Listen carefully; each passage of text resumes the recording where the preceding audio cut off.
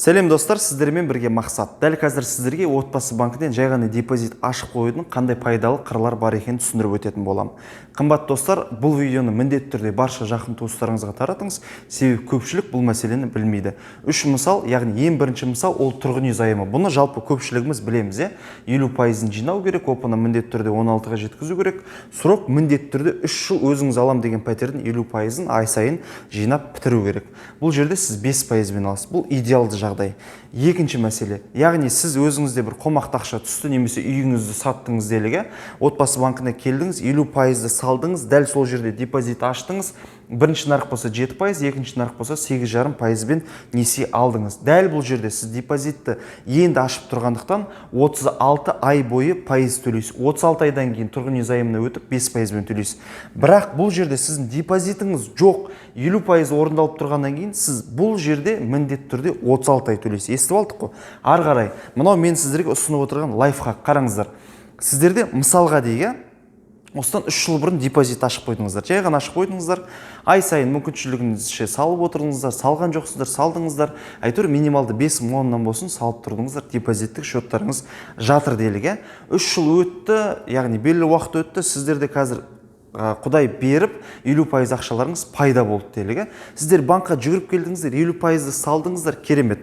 50% орындалды, сіздерде 3 жыл срок бар, енді опыны 16-ға жеткізу керек. Енді дәл бұл жағдайда сіздер бірінші нарық болса 7%-бен, екінші нарық болса 8,5%-бен несие алатын боласыздар.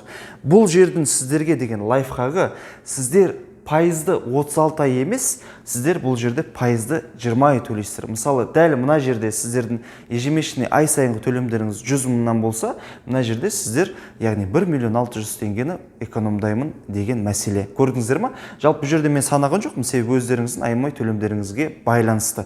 Сондықтан қымбат достар, міндетті түрде отбасы банкынан депозитті ашып, аймамай минималды болсын толықтырып отырыңыздар.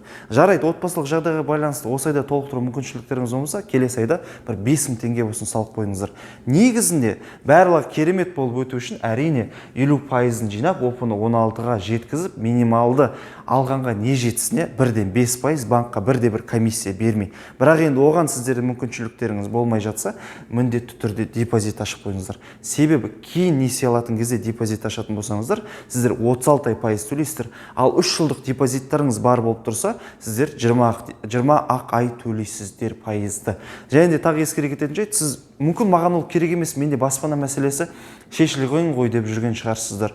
Сіз өзіңіздің депозитіңіз жақын туыстарға бере аласыз ғой. Мүмкін сіздің жақын өзіңіздің бауырыңыз, әкеңіз, жақындарыңыздың біреуі үй алатын болып қалатын шығар. Сол кезде сіздер олар үйін сатқан кезде бірден өзіңіздің депозитіңіз сол кісіге уступать етіп бере саласыздар, 3 жылдан асып кеткен. Ол кісі сіздің срогыңызды алады, пайызды 36 емес, 20 ай төлейтін болады. Сіздермен бірге болған мақсатпен міндетті түрде менің YouTube каналыма тіркеліңіздер, осы видеоны таратыңыздар. Инстаграмда да мен мақсатпен деп жазылғам. Лайк қойыңыздар, міндетті түрде барша қазақстандық бауырларға осын жеткізіп, ақшасын үнемдеуге көмектесейік. Мақсатпен мақсатқа.